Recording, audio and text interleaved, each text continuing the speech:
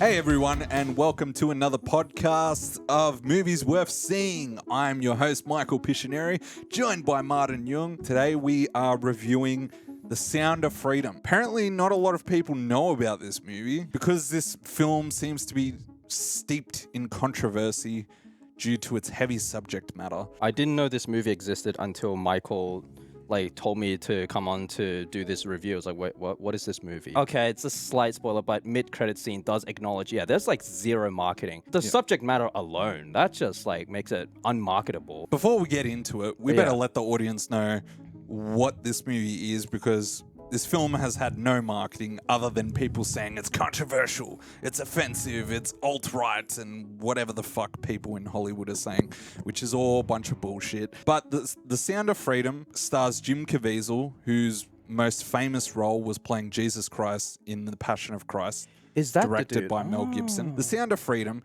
is about Tim Ballard. He's working in home security. He specializes in taking down sex offenders. I don't know if I can say the P word. See, we're already getting mired in what we can say and so on. It's always this barrier of do you want the comfortable lie or the unvarnished truth sort of thing? Do you want to turn a blind eye towards the realities of the world and let's live in comfortable complacency, which I think this movie definitely gets to the heart of, Well, the whole point of this movie is that ignorance is not bliss. You can't be ignorant about certain issues. You have to confront it head on and acknowledge it's real. Yeah, we have to acknowledge that it's real. And this film just straight away sets the tone by showing you actual footage of children being kidnapped, snatched. Yes. And it sets the tone for this horrifying reality that we live in, where this is a real issue in the world. And right from the get-go, this film is an uncomfortable watch, but necessary. Given how heavy the subject matter is, I could feel that they made as much effort to depict the scenarios as respectfully as humanly possible still. And also just masterful direction and storytelling as well. Throughout the movie, there was just a lot of show don't tell sort of executions. This film uses visual motifs. There's lots of subtext. There's minimal dialogue. There's music and editing being used to convey messages. It's not something where every character says exactly what they're doing. This movie isn't really rated MA or anything, considering the harsh subject matter. What is the rating, actually? I believe it's M. Really? Which shocked me. That is surprisingly low. But when I think about it, they did such a good job of not having to show anything graphically horrifying. Everything in this film that was uncomfortable was implied. I'm gonna lie, I had tears at times in this movie. I was shaking in my seat watching this movie. I felt uncomfortable at times. I felt scared and anxious. Just seeing children in danger is hard for me to watch. It hits something deep down in our human nature, our most primal fears, even if we're not parents. It's just natural. Oh man, and if I was a parent, I don't know if I could watch this movie. I've seen so many horror movies that never make me feel like that, but this movie made me squint. I was just in my seat in dread. I was feeling anxiety. Nowadays, a lot of horror films, they just rely on jump scares and stuff like that.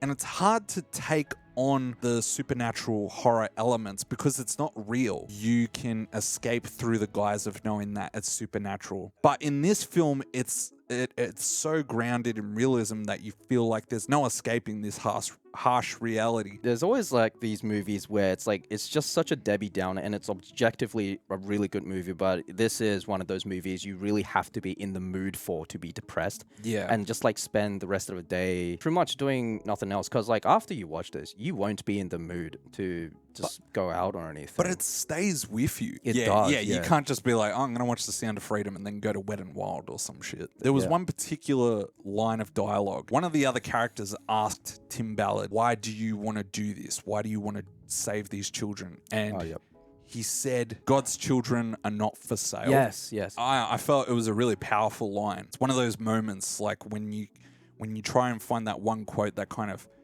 summarizes a whole film, that was or the like moment. defines the character. Defines, yeah. The character motivation. You see, this is a man of noble and pure heart. And I guess like we see that because this character because Tim Ballard is a father who has a bunch of children, and he really loves. Yeah, what if it was my kid, you know? Yeah, like you see him go through that in his mind of, if this was my child, I would do whatever it takes, so I'm going to do whatever it takes for this person's child. And the fact that it's based on a true story and they actually show the real Tim Ballard, and to know that this is a person that risked his career and his life Yes. to save these children meant a lot. Throughout the film, I was just so emotionally moved and intellectually engaged. Did it surprise you that the budget of this film was only 14 million? Wait, what? Yeah. Wow. Okay, let's go into that then, because on top of just how well executed it was narratively, I was just like absolutely floored by just how technically well executed this movie was in its cinematography, lighting, music, editing, the pacing of like character motivations and the story progression. Like you're constantly reminded, like for example, that the battle is won, but the war is ever raging, because you know, once one thing they achieve one victory, something else throws a spanner in the works. Yeah. You just feel like everything has a purpose in this movie. You feel like every bit of dialogue, nothing is wasted. I love that this film, they also then made us care for the characters by showing what motivates them. And even like down to that ex-cartel guy, when he asked him, so why are you doing this? Because yeah, by default, of course, you know, like fight against injustice. Yeah, but really, what's your personal motivations for doing this? And then when they had those scenes where you just sit down and have a dialogue, you know, back and forth, that's when the movie really sold me that these are well-realized, well fleshed out characters. The ex-cartel guy's looking to make good on his failures in the past. You know, he's seeking redemption. They showed that theirs was a cause that we could get behind. It, you know, made them feel so human. But the film also managed to show the struggles for people in that situation. These people that work in trying to protect children from trafficking. They show that, like, the psyche, the emotional damage that these people take on by having to go through these investigations, and the toll that it takes on them, having to comb through evidence that's really disturbing, but you have to, because someone has to do that. This is a very, very hard character to portray. Because as an actor, there's a lot of layers that you're having to bring to screen with like the subtlest of like eye twitches. Watching this movie, noticing the stillness and just the presence of Jim Caviezel, I think that guy could play Batman. When you look into his eyes, you see that there's pain underneath that. He tries to come off as stoic, but you can see he's hurting deep down. Yeah, especially Yes. The few moments when Jim Caviezel's character, when Tim Ballard sheds tears, or when he's just overwhelmed with grief and he has to take off that stoic mask, you feel it. Like, you feel compelled to shed a tear as well. You just feel his pain. You can understand what he's going through. Nothing has to be said, though. And actually, speaking of acting as well, just the little kid that he rescues the first time around at the Mexico-US border crossing. I don't know, just a realization of like the amount of mental torment the kid went through just like subtle acting and dialogue. That is just like, that is acting. Like, wow, when Tim asks, "What's your name?" and the kid replies with "Teddy Bear," my mind just goes racing. It's like, wow, it's like the damage has been done. It's like, oh my god, that gut sinking feeling that's of the just worst part for me. Oh no! Even if you save these children from this horrifying ordeal, there's still the matter of the trauma they've already gone through. Can they be helped? Can they rise above that? How do they go back to a normal life? So it's that's just why your this heart... feeling of helplessness. It's like it's just like, I don't think these kids can ever be like their innocent past selves again. That loss of innocence. I don't know how they directed that kid to just give such like raw emotions, like shedding a tear, child acting, directing children. That's a Herculean task. That's hard. And so having Props to the the directors. props to Damn. all the child actors in this film They all are fantastic. knocked it out of the park. And yes. the film does not feel like it's exploiting these children at all, especially moments when the children are held captive and they know that they're and trapped. Then, yeah, and then you show the beginnings of the act, like adult. And I was more taken by how uncomfortable the adult actors would have been as well, because they're having to initiate the beginnings of a very violent act, like by the unbuckling of the belts or like the closing of window curtains, and the editing as well, just letting the camera stay for an uncomfortable 10 plus seconds just for us to sink in, like the unspeakable is now happening. Then cut to girl crying in shower sort of thing to show the unspeakable deed has been done. Just my God. Everyone's acting is just done as respectfully as possible. It does make you think, as an actor, that would be a very tough task to be like, you have to be the most evil, The most reprehensible, vile human kind being. of character. Yes. And to not play it in a way where it's over the top or cartoonish. Like, you have to still make it seem believable that there's a real life kind of evil that's really in the world. Maybe not everyone's going to want to be known for playing those kind of parts. But you got to appreciate the effort that was put in, the investment on their end. The whole production, obviously, to make a film like this where you don't know what's going to happen, you're not really getting support from marketing or promotion.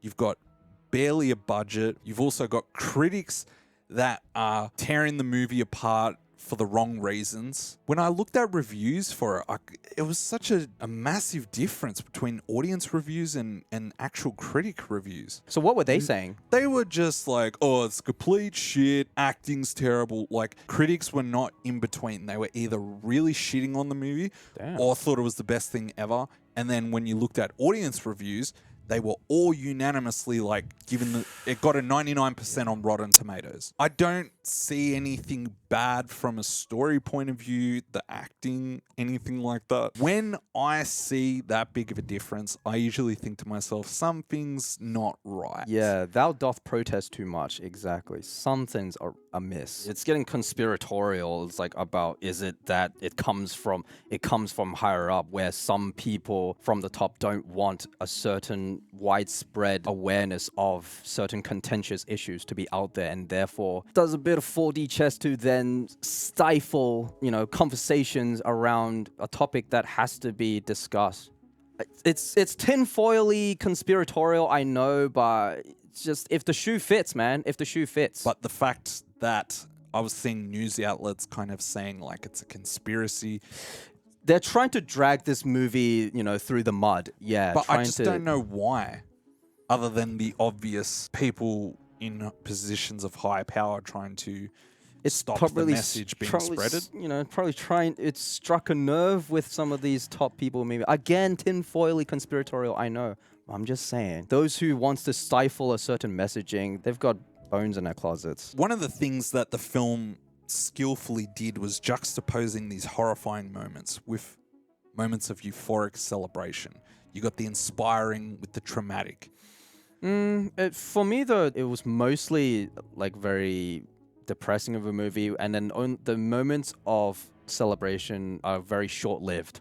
So you're very the movie very soon after would remind you that the war rages on. It's like there is no time to celebrate. At the very least, there was one scene that offered a moment of levity where they were practicing greeting that Miss Columbia or whatever, that model. Oh, they were practicing undercover tactics for when they meet with these traffickers. Yeah, and then it was like, okay, hello, hola, señor. Mwah. It's like, I think the kiss is a bit much. And then I for that moment, I felt it was okay to laugh. It was okay to just like, wow, let loose all this tension that's been built up. Let's just laugh about something. Come on. It's so hard to give the audience permission to let out a chuckle. It wasn't like a Marvel superhero movie where they just undercut every dramatic, emotional moment with... So this is the bad guy, right? Well, looks like this is going to be a big job. Yeah. Well, what do you rate The Sound of Freedom out of 5? I mean, quite easily a 4. Yeah, I'd say a 4 out of 5. Or 4.5. Only thing that takes a few points away is just like, well, the harsh matter. just The the harsh harsh, subject the matter. harsh subject matter. What else? I guess the length of the movie. But like all these points, all these things that takes points away for me, they're kind of I guess the best way to phrase it is like necessary evils. Like the movie had to be as long as it was because to showcase just how long of a journey it took Tim to get back the girl, and again with the lack of mass market appeal because, well, it had to be an uncomfortable movie.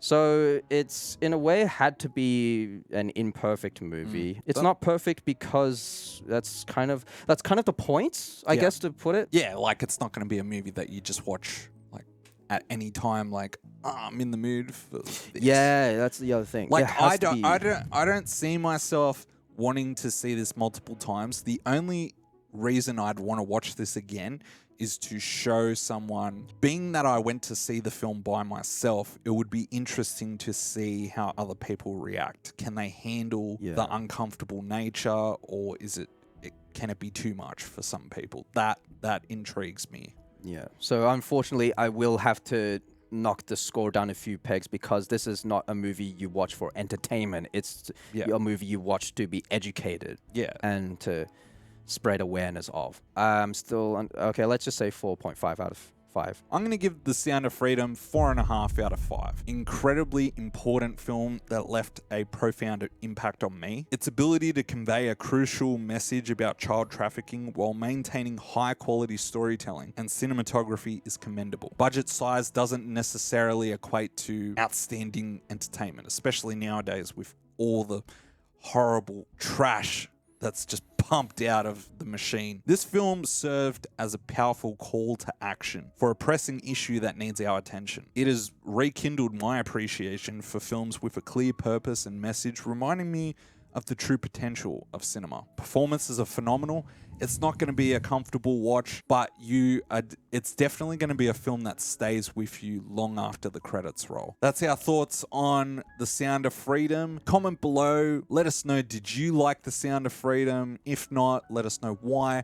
And please like, share, and subscribe for more content like this. Watch this movie however you can, if it's available at your nearby cinema at all. If you don't search for this movie, it won't pop up in your recommended. Don't listen to the critics. And that's the most important part. It's like, don't go in with this movie with any preconceived bias as well. And you might be in for a surprise, you know? I was in for a surprise, you know? $14 million. Looked like a multi-$100 million movie. Production value alone. Anyways, take it easy, guys. Watch this movie. Watch this movie. All right, guys. That was the most depressing episode I could. God, the tension was high in the air. Okay, I guess also to look just to make sure like the mood's not so somber and sour. Yes, we will go back to more happy-go-lucky, joyful movies as well.